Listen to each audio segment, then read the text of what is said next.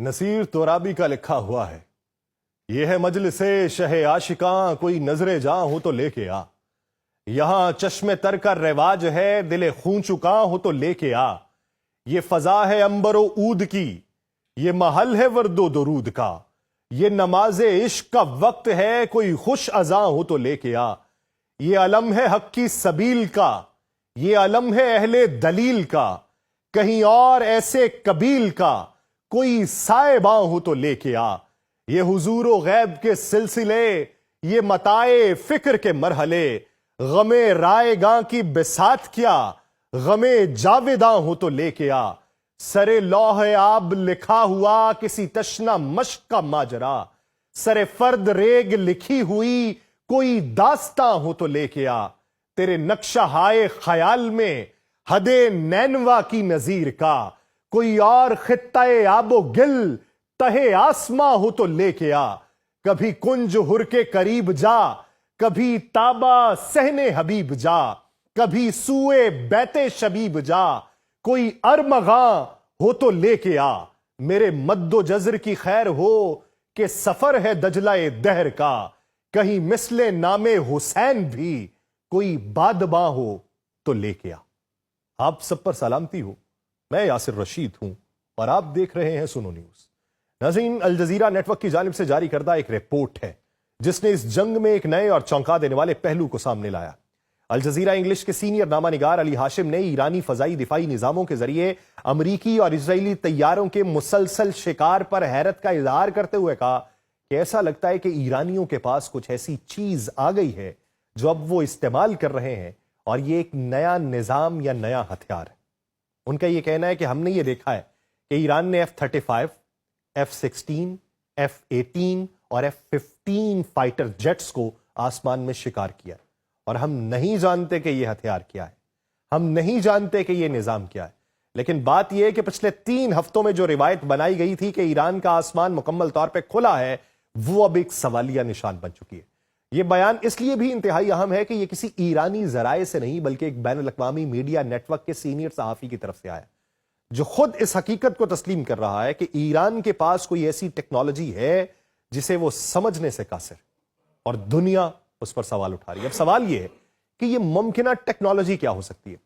ماہرین اس حوالے سے کئی امکانات پیش کر رہے ہیں۔ پہلا اور سب سے زیادہ زیر بحث امکان یہ ہے کہ ایران نے infrared search and track system کا ایک ایسا نیٹ ورک تیار کر لیا ہے جو روایتی ریڈار کے برعکس کام کرتا ہے۔ یہ نظام ریڈار کی لہروں کا استعمال نہیں کرتا بلکہ طیاروں کے انجن سے خارج ہونے والی حرارت کو پکڑتا ہے، اور جدید ترین سٹیلتھ طیارے بھی اس حرارت کو مکمل طور پہ چھپا نہیں سکتے، خاص طور پہ F-35 جو کہ ایک سنگل انجن فائٹر جیٹ ہے اور اس کا انجن زبردست حرارت پیدا کرتا ہے۔ اگر ایران نے زمین پر ایسے سینسرز لگا کر ایک وسیع نیٹ ورک بچھایا ہے جو پورے ملک میں پھیلا ہوا ہے، تو پھر کوئی بھی طیارہ چاہے وہ کتنا ہی جدید کیوں نہ ہو اس نیٹ ورک سے بچ نہیں پائے گا۔ یہ سینسرز خاموشی سے کام کرتے، انہیں ریڈار کی طرح آن کرنے کی ضرورت نہیں ہوتی، اس لیے امریکی طیاروں کا ریڈار وارننگ سسٹم انہیں محسوس ہی نہیں کر پاتا۔ دوسرا امکان، ایران نے 358 میزائل کو اس قدر اپ گریڈ کر لیا ہے کہ وہ تیز رفتار لڑاکا طیاروں کو بھی نشانہ بنا رہا ہے۔ 358 میزائل دراصل ایک لڑتے ہوئے ڈرون کی طرح جو ہوا میں گھومتا رہتا ہے، اور جب اس کے سینسرز کو کوئی ہدف مل جائے تو وہ خود اس کی طرف چل پڑتا ہے۔ ایران اس سے قبل یہ میزائل امریکی MQ-9 ویپر ڈرونز کو مار گرانے کے لیے استعمال کرتا رہا ہے، لیکن اب شاید اسے تیز رفتار لڑاکا طیاروں کے لیے بھی ڈھال لیا گیا۔ تیسرا امکان یہ ہے کہ ایران نے روس سے S-400 جیسا جدید فضائی دفاعی نظام چپکے سے لے لیا، اور اگرچہ روس نے باضابطہ طور پہ ایسی کسی فراہمی کی تصدیق نہیں کی، لیکن ایران اور روس کے درمیان گزشتہ چند سالوں میں فوجی تعاون میں غیر معمولی اضافہ ہوا، اور دونوں ممالک نے ایک اسٹریٹجک پارٹنرشپ پہ دستخط کیے۔ S-400 نظام اتنا طاقتور ہے کہ یہ 500 کلومیٹر تک کے فاصلے پر موجود سٹیلتھ فائٹر جیٹس کو بھی نشانہ بنا سکتا ہے، اور اس کی صلاحیتوں کا امریکی F-35 پر آزمانا شاید ہو چکا ہو۔ چوتھا اور شاید سب سے زیادہ خوفناک امکان یہ ہے، جو امریکہ کو لگتا ہے کہ خوفناک ہے، کہ ایران نے چین سے حاصل کردہ AI پر مبنی سگنل انٹرسیپشن سسٹم کو استعمال کیا۔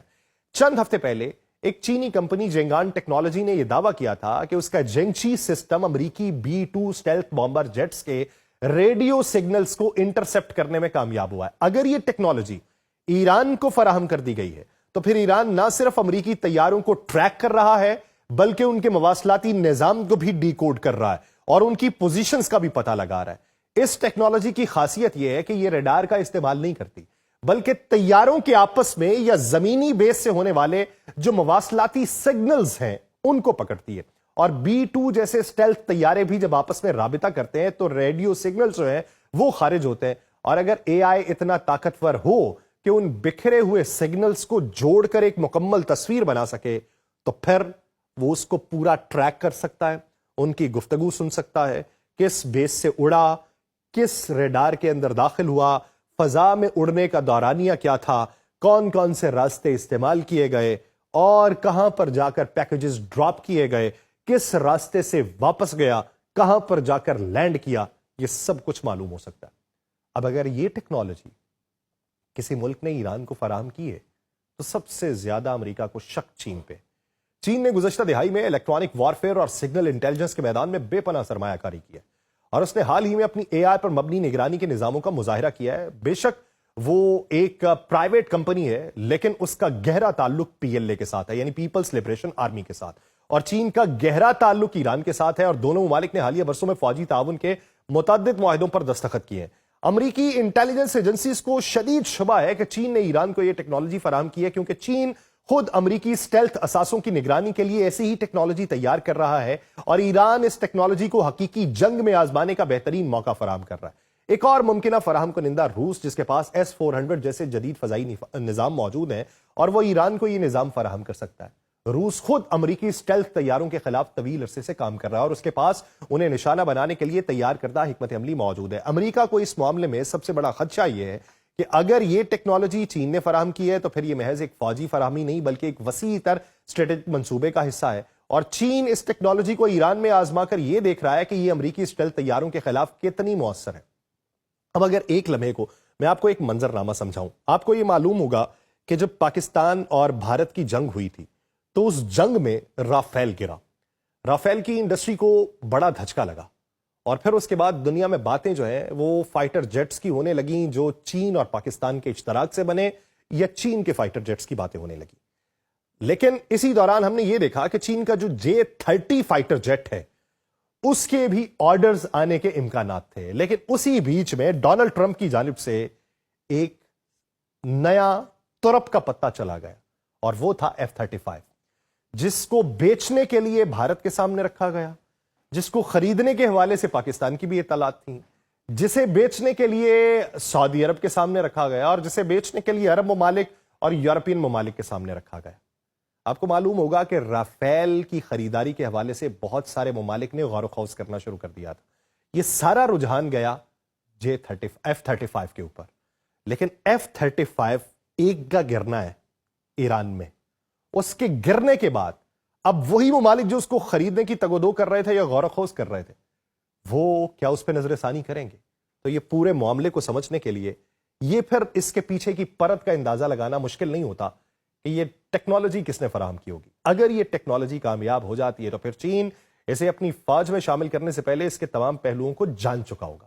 اس کے علاوہ امریکہ کو یہ بھی خدشہ ہے کہ یہ ٹیکنالوجی اب ایران کے پاس ہے تو مستقبل میں یہ شام، یمن اور دیگر ایران کے حامی گروپس تک بھی پہنچ جائے گی، جس سے پورے خطے میں امریکی فضائی برتری جو ہے وہ خطرے میں پڑ جائے گی۔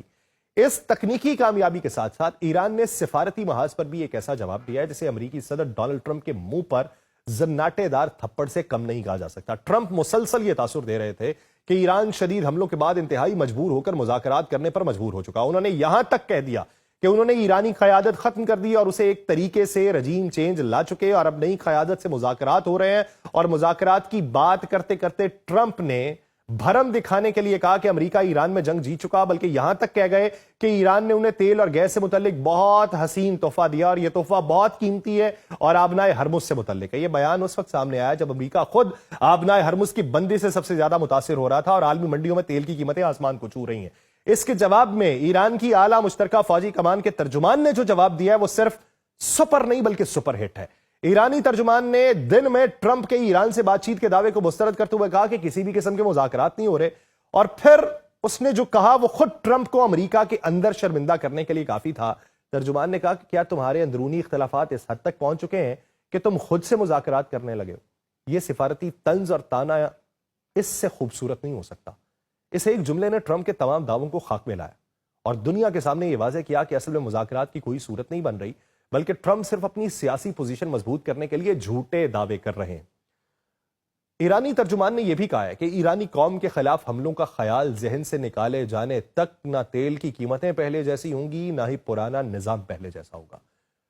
انہوں نے یہ کہا ہے کہ ہم جیسے تم جیسوں سے سمجھوتا نہیں کریں گے۔ جب امریکہ مسلسل یہ کوشش کر رہا ہے کہ ایران آبنائے ہرمز کو دوبارہ کھول دے، تیل کی سپلائی بحال ہو، ایران نے یہ واضح کرتی ہے کہ جب تک حملے جاری رہیں گے نہ تو آبنائے ہرمز کھلے گا، نہ ہی کوئی پرانا نظام بحال ہوگا۔ یہ موقف اتنا مضبوط ہے کہ امریکہ کے پاس اس کے سامنے جھکنے کے سوا کوئی چارہ نہیں ہے۔ ایرانی ترجمان نے جس ٹرمپ کو جواب دیا ہے وہ وہی ہے جس نے کہا تھا کہ ایران کی فضا میں ہمارا راج ہے، جس نے کہا تھا ہم نے ایران کی لیڈرشپ کو بھی مار دیا اور اس کی ٹاپ 40 جو پرسنالٹیز ہیں ان کو بھی اسیسینیٹ کر دیا۔ یہ وہی ٹرمپ ہے جس نے یہ کہا تھا مجھے ایران کا نیا صدر منظور نہیں۔ آج یہی ٹرمپ اپنے ہی الفاظ میں الجھ کے رہ چکا ہے، کیونکہ اس کے دعووں کے برعکس ایران نہ صرف مضبوطی سے کھڑا ہے بلکہ اس کی فوجی قیادت اتنی پر اعتماد ہے کہ وہ امریکی صدر کو جواب دے پائے۔ ایران پر بھیڑیے حملہ آور ہوئے ہیں لیکن ایران ہلکا نہیں آ رہا۔